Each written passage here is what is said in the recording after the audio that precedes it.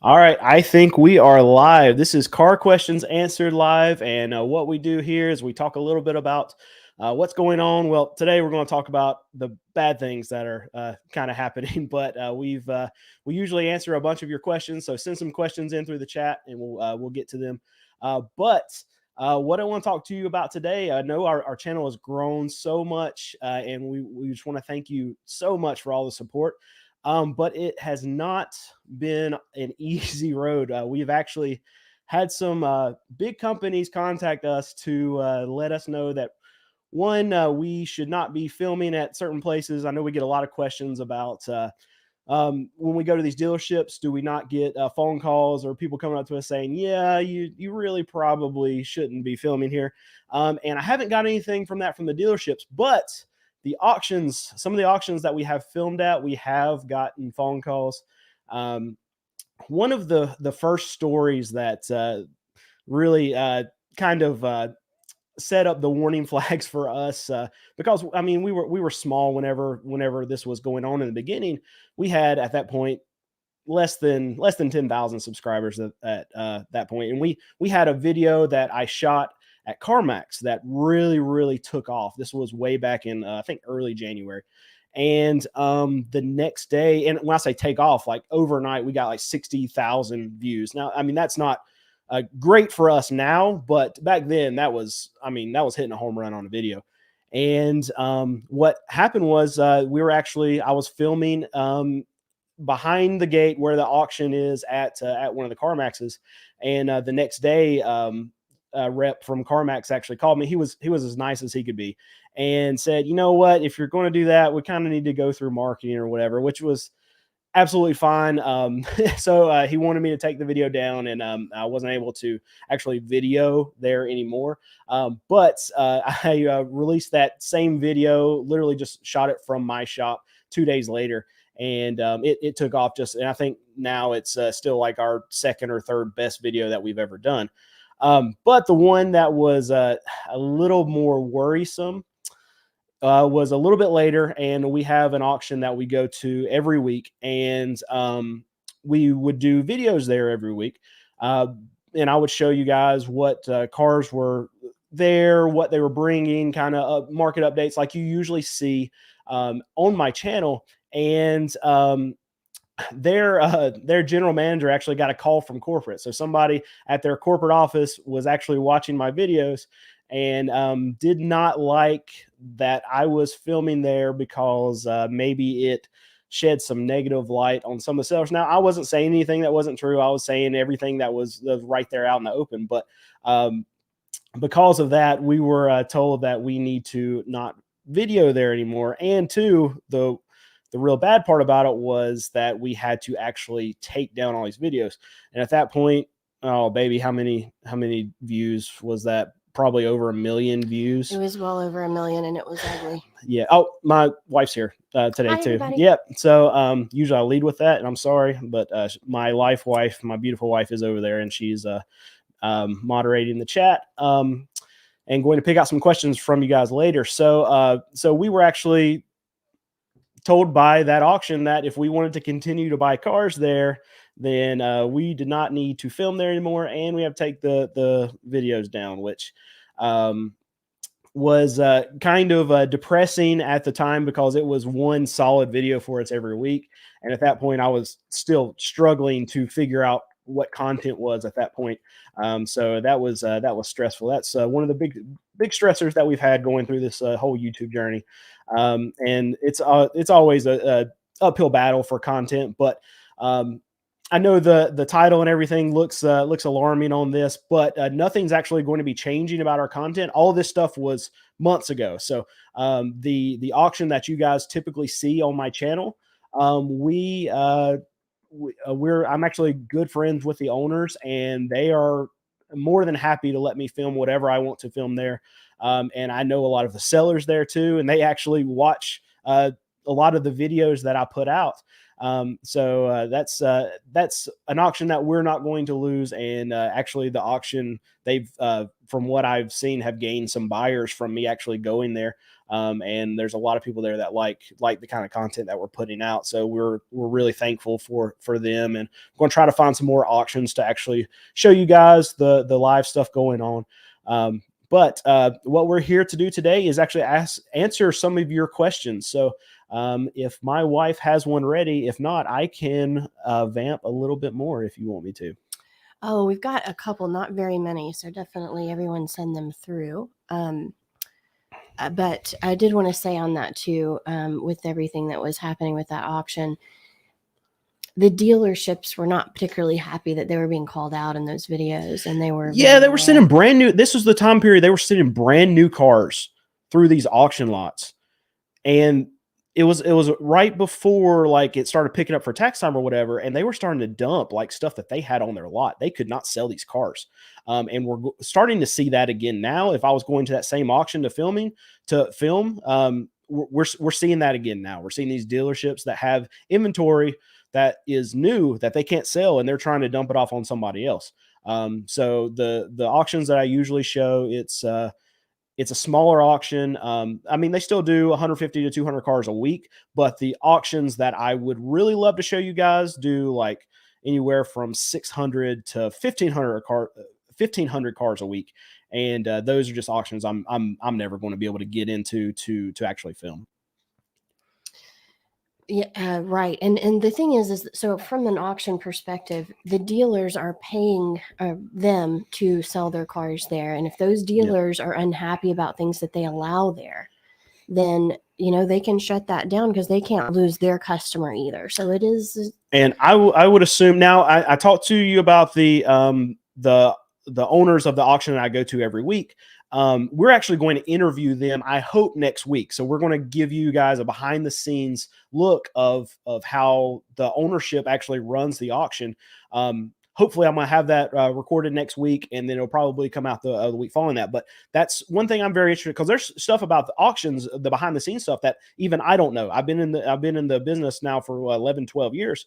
And I'm very excited to ask them questions, something like, okay, what's more important to an auction? Is it the buyer side, or is it the sellers that are more important? I would assume it's the sellers, because they have to have cars there, and that's going to bring the buyers. But it's just going to be something that's interesting to know. And that's just going back to what my wife just said, is that I feel like these auctions have to appease the sellers way more than the buyers. So me, some nobody coming in there and filming the kind of the downside of what some of these sellers are going through. If they get that was another thing too. The sellers actually contacted that auction, and because they saw these videos, and this is when we were still small. Like now we're getting hundreds of thousands of views on every video. We carry a little bit more weight. It's a little bit more responsibility now. So we have to be careful with what we do. We're not trying to make any companies look bad. We're just trying to give you an overall look of what the car market is doing at a particular time. That's a lot of times why when I go to these dealerships, I don't try to, especially if there's something bad going on in this dealership that I don't agree with. I try my best not to have the dealership where you can actually see what it is, because it's not about that dealership. It's about what you're looking out for. And I'm not a channel that's just trying to seek out the evildoers and bring it to the public's eye. That's not what I'm trying to do. I'm not trying to expose anybody. I'm trying to give you honest advice, because at the end of the day, I don't want to go out and hurt any, even if they're not doing the right things. I don't want to go out and hurt these businesses, because they employ people, and these people have families, and I'm not trying to hurt any of these businesses. I just want to be able to show you what's going on in the real world and what kind of things you need to avoid, and try to give you the most honest advice that I can. All right. I'm up to 12 questions here. So let's get going. Dana Brady sent $5. Appreciate that. Thank you so much. How do you think the resumed student loan debt will affect the car market? This is not going to be the answer that you want to hear. I think it's going to do nothing to the car market. I don't really think it's going to do anything to the overall market, because these people have gotten so used to not paying these debts, and these student loan debts are not attached to anything. So if someone is paying their car payment right now, and they can barely afford to pay anything else, they're not stopping paying their car that can get repoed, that can get taken away from them for something that nothing's really going to happen to them if they stop. Yeah, it's going to hit their credit, but they're not going to lose anything. They're not going to get their degrees taken away. There's nothing attached to that student loan debt. So I think people are just going to stop paying their student loans if they can't afford it. They're not going to stop paying their cars so they can pay their student loans. So I don't think really anything. If anything, it's just going to make people feel poorer, so it might tighten up their buying. It might decrease some demand in the market overall across all markets. But I think that's going to be the extent of what's going to happen, at least in the short term. All right. We just got a super sticker from TJS. Awesome. What's a super sticker? We've talked about this one before. It's just a thank you with no question attached. Oh, thank you, TJS. Well, if you want to send us a question, we will answer it. We appreciate you sending us some moolah. Appreciate it. Anya asked, are you open 7 days a week to maximize availability? I was shocked a large Chevy dealer near us is not open on Sundays, so we went to GMC and bought a truck. So we had a much larger team. No, 2.5 years ago, and we had enough people to service 6 days a week. 3 years ago, right 3 years. Before COVID. Oh my goodness. Anyway, we had a much larger team. We were able to stay open 6 days a week. Now we made a lot more money. We sold a lot more cars during that time period. So we were able to pay the staff to be able to stay open 6 days a week. And we had the right management. We had the right people in place to be able to run the shop without me having to be there 6 days a week. So we used to do that. We've never been open 7 days a week, but now we have a smaller team. We're selling fewer cars. I used fewer instead of less at that point. So I'm learning. You people who are getting on me about the fewer and the less thing, I'm doing better. Lost it. So no, we're selling fewer cars now than we were. I mean, we would sell more cars if we opened up 6 days a week, but it's just there's too much stress to be able to do that, especially when you have a 5 to 7 person team like we have. They have to have days to recharge their batteries. They have to be able to take off. So what we do is we're open Tuesday through Saturday. I would love for us to be open Monday through Friday.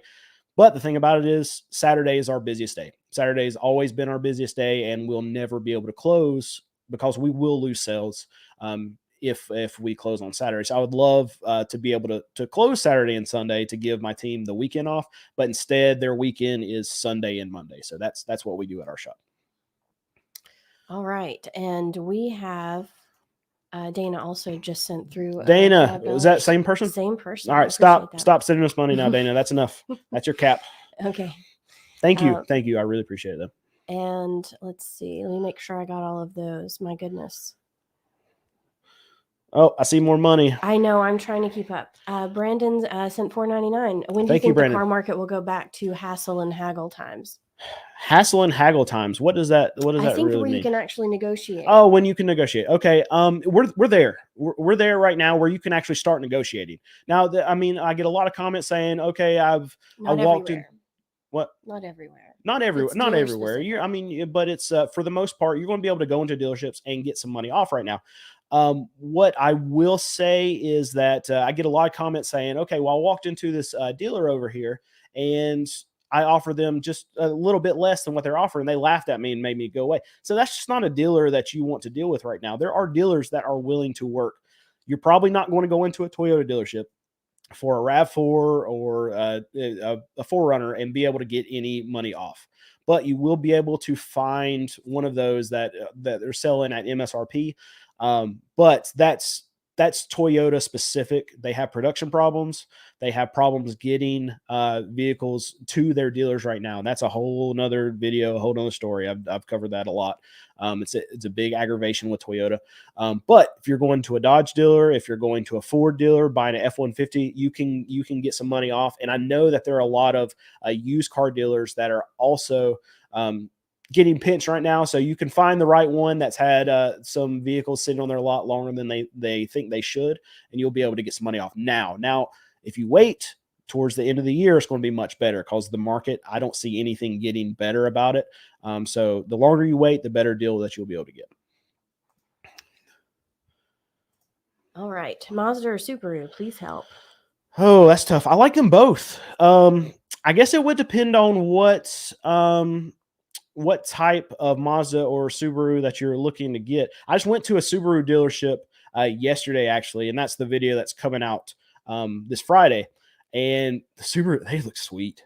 And the Subaru dealer that I went to, they were charging MSRP. At least the sticker said MSRP, so you might be able to go inside and get a little bit better deal.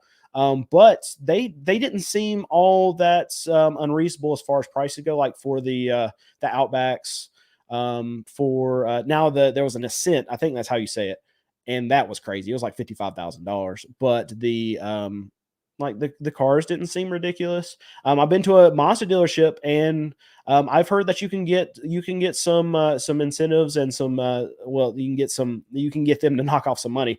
Mazda is actually working with customers right now, from what I've heard, talking to like Ray and Zach on Car Edge, that Mazda is a good place to buy a vehicle right now.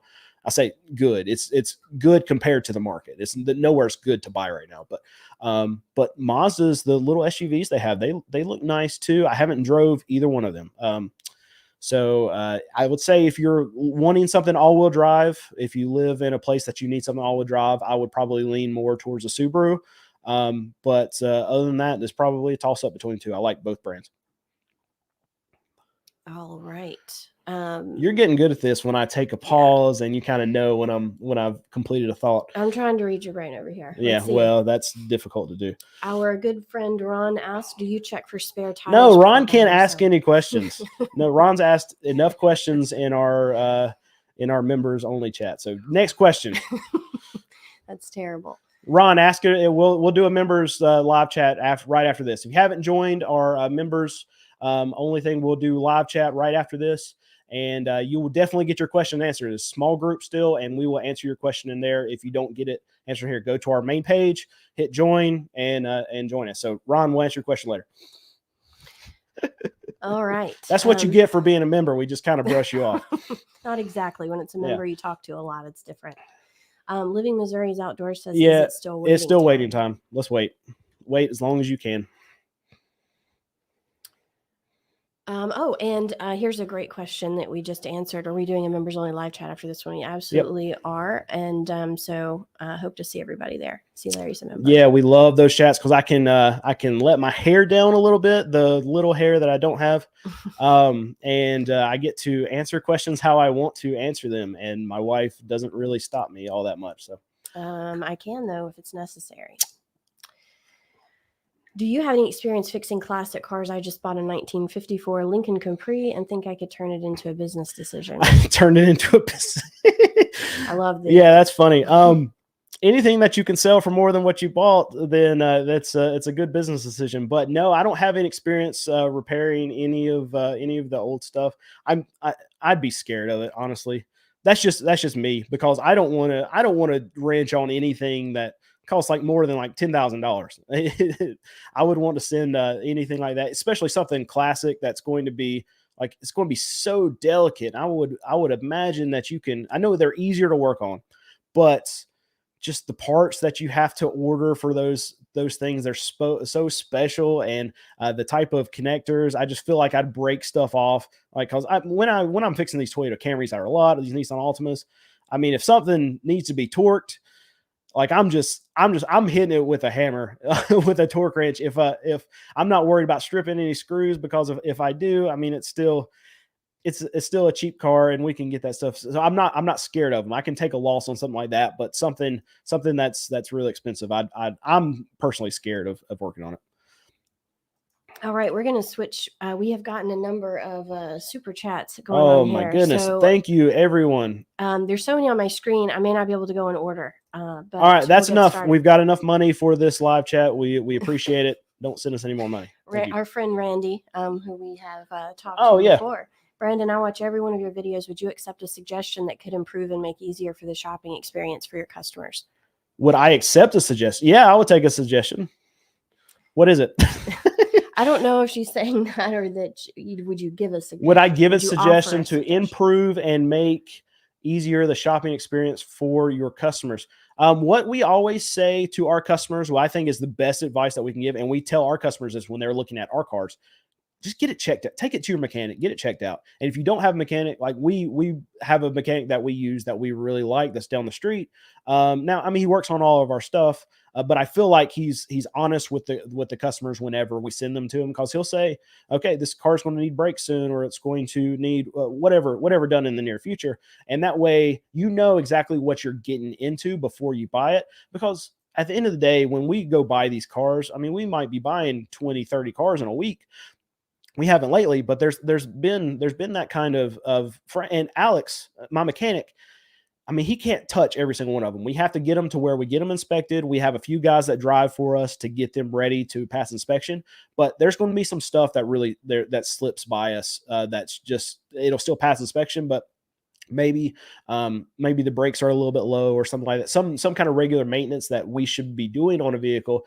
I mean, when we're moving the amount of cars that we move, we just feel better from our standpoint, from the customer standpoint, if they know exactly what they're buying before they buy it. And we sell so many cars that we can't touch every one of them. All right. I am Alex tries his best though. Still trying to keep up here. So Dave said, appreciate your content. Send over $10. Thank you, Dave. All right. The $10 is the cutoff though. No more. All right. New Priuses are selling at MSRP. Just getting one in stock though is the problem. Yeah. We're I've only seen a couple Priuses. I've seen just a couple. I think literally two. We've been to so many Toyota dealerships. I think I've seen two brand new Prii, and both of it. I think one had a $5,000 dealer adjustment, and the other one had a $10,000 dealer adjustment. Yuck. Yeah. Our friend over at Outsider. Oh, that's Canadian money. So what do we get? What's the exchange rate? No clue. We're about to find out. Awesome. Thank you. That's Patrick. His name is Patrick. Mm-hmm. If you haven't, check out his channel. He actually interviewed me. He's from Canada. He did a little. We talked to a guy who works in a Canadian dealership, and we just talked about the differences between the American market and the Canadian market. So check out his channel and watch that video. He did good moderating that. Uh-oh. Oh, Greg.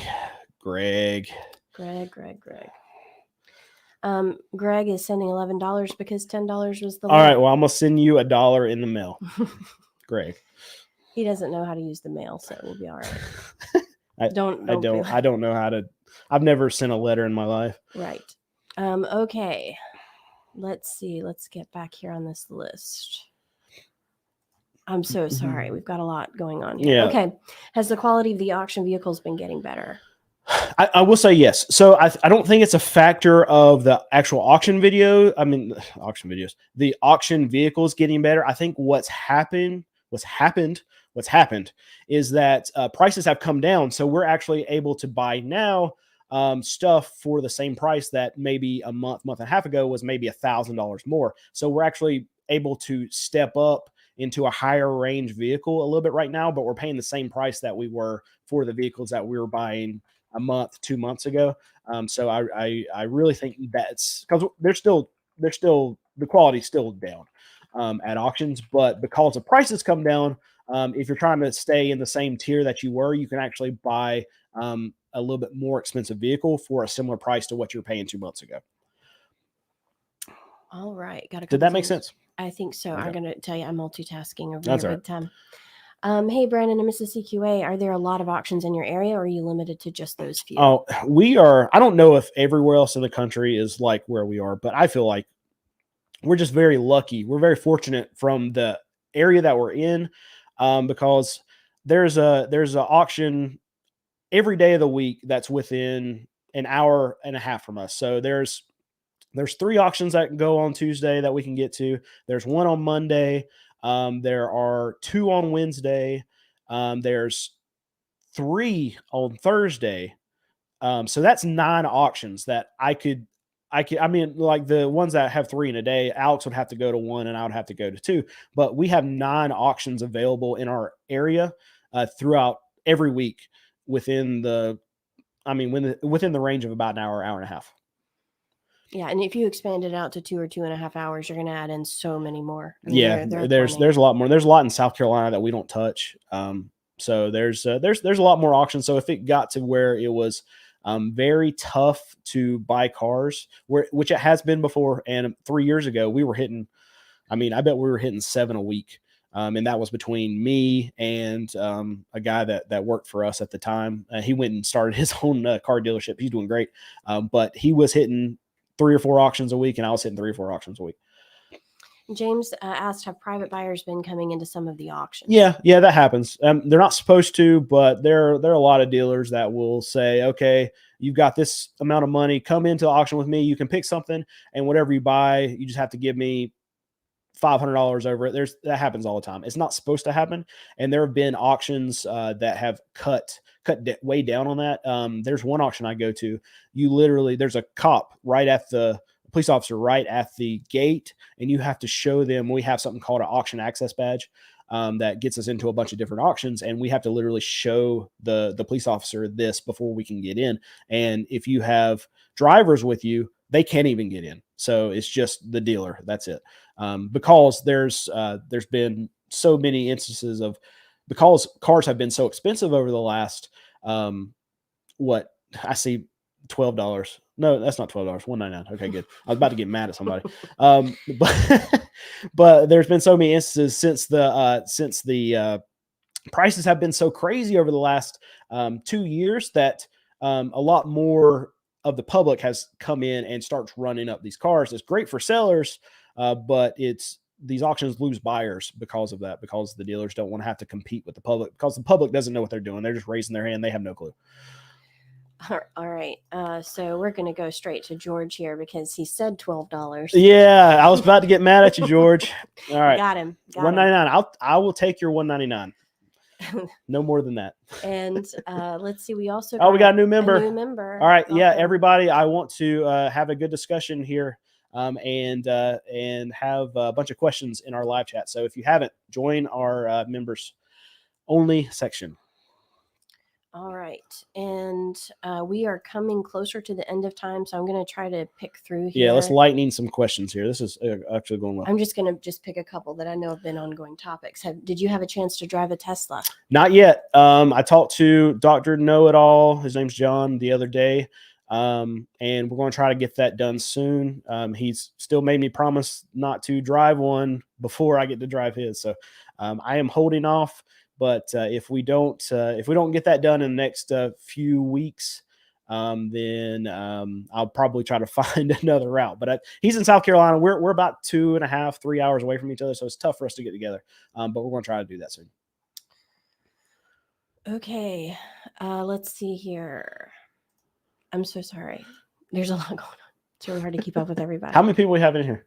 About 1,100. Oh, that's the most we've ever had. Thank you guys now. So much. We really appreciate it. There were a couple of comments about something back there behind you. Is it right? Yeah. Nope, I can't do it. There we go. There it is. We got it. So it came in the mail about a week ago. Yep. And I don't know if we're going to leave it up or not. I'll tell you. So this is the debate me and my wife have. And I didn't even want to put it up today. So I try to run away from being any kind of flashy, anything like that. I want to be as humble as I possibly can. And I kind of feel like having that thing up there is a little braggy, a little gloaty. And I know that it's a big achievement. I mean, you guys are why we got it. So I thank you so much for that. But I want to make sure that we're not trying to come across as awesome, Scott, being braggy in any way. And I think that can kind of come across that way when we're putting it in the forefront. But tell me what you think about it, because my wife does not think that.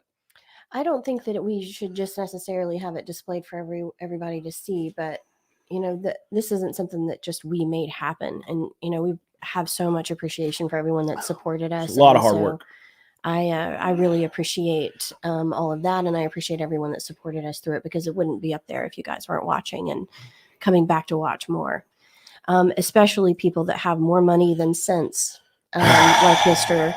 John Campbell here. Thank you, John. Your $2 will be in the mail.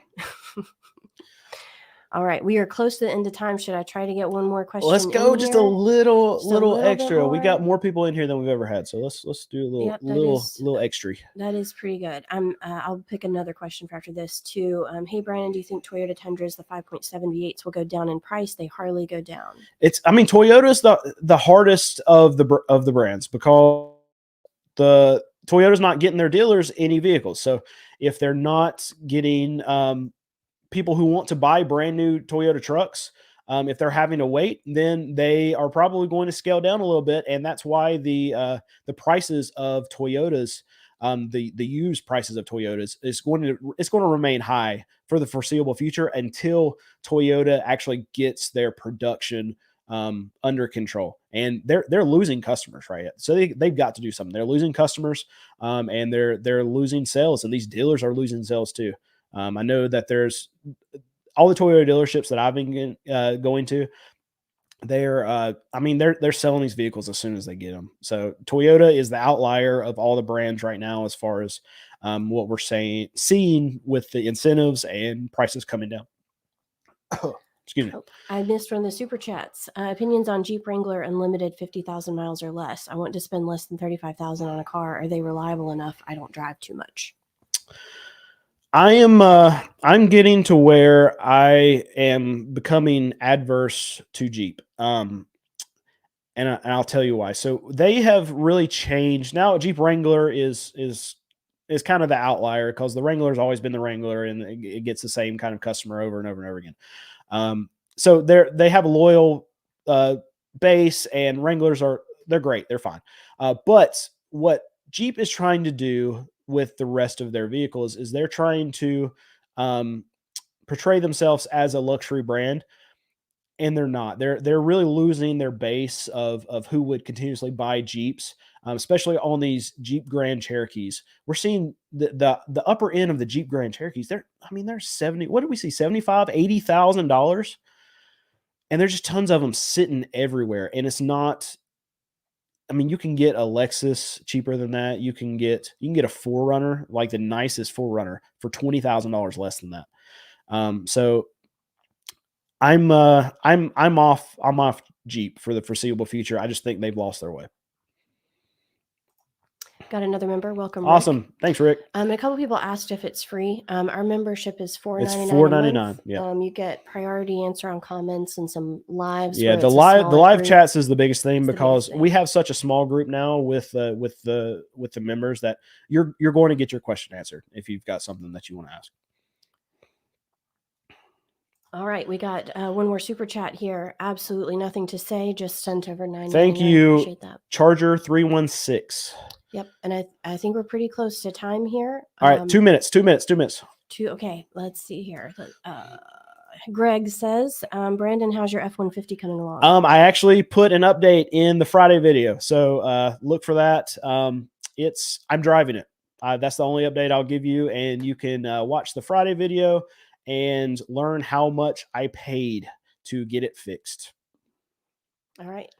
Are we still going? One more question. We still got 2 minutes. It's 2:33. I want to go to 2:35. Okay. I'm so sorry. I must have missed that. You didn't miss it. I didn't tell you. Oh, okay. That seems normal. Is Ford in trouble? Yes. Next question. What do you mean by in trouble? I think that could be some elaboration. You can just do this experiment that we do almost every other week. Go to a Ford dealership and just look at the amount of F-150s that they have there, and then look at how many customers that they have that are there trying to buy F-150s. There's none. Ford, I think, I know we talk about Stellantis a lot, and they're having the Ram is got the most days of inventory of trucks, but I think Ford is in much worse shape because of the amount of trucks that they're pumping to these dealers right now is way more than Ram's getting out. And their sales are just, the demand is not there. So they are overloading their channel stuffing. They're overloading their dealers with these trucks. And at some point they have to cut it off. And then you're going to start seeing just trucks just stack up at these plants, and they're going to have to start cutting production. And they're not willing to really lower their prices. And they're still 2022. They're still brand new 2022 trucks sitting on these dealer lots. and 2024s are about to come out. And I think in trouble is certainly relative. I'm not convinced that they're closing down. They're not closing. But There's not going to be any bankruptcy or anything like that in any time in the near future. But they have a F-150 problem. And F-150 is their biggest selling thing. It's the thing that they want the most on these dealer lots. It's understandable.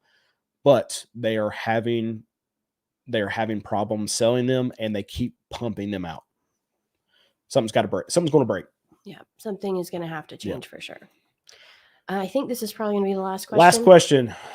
Right here. Cars produced in 2020 to 2022, was the build quality lower, and are cars produced in 2023 better quality-wise? So there hasn't been anything to, I mean, you can look at recalls, and then you can get some data off that.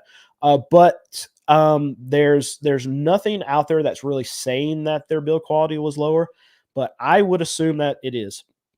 And we're probably going to see that in the future because they had all of these trucks, they had all these vehicles sitting around waiting for chips, and then they got the chips, and then they had to rush them out. So I think corners were cut. I know of at least the example of there were some features that were built into these vehicles, and they didn't have the chips for them, so they just sent the vehicles out anyway. So I've seen stickers on the side of a truck saying that this truck came originally equipped with heated seats, but that functionality does not work in this truck. So what I worry about when we're in the used car market and we're buying these things 5-10 years from now, that there are going to be features that look like these trucks, these vehicles have, that they actually left it out. So we're not going to be able to know that on the used car market 5-10 years from now. But that's a big thing for a quality hit for a lot of these vehicles. If I don't know the amounts, I know I've seen enough of it to worry me that a lot of these features were left out just because they rushed and they pushed these vehicles out as fast as possible. I think that is our time, though. Thank you guys for joining in this live chat. Like I said, we're going to go over to a members only chat now. So you haven't joined, and we really thank you so much for just all the support. It blows us away. It'll be about 5 or 10 minutes before the members 5 minutes starts. Potty break. All right. Thanks, everybody. All right. Thanks, guys.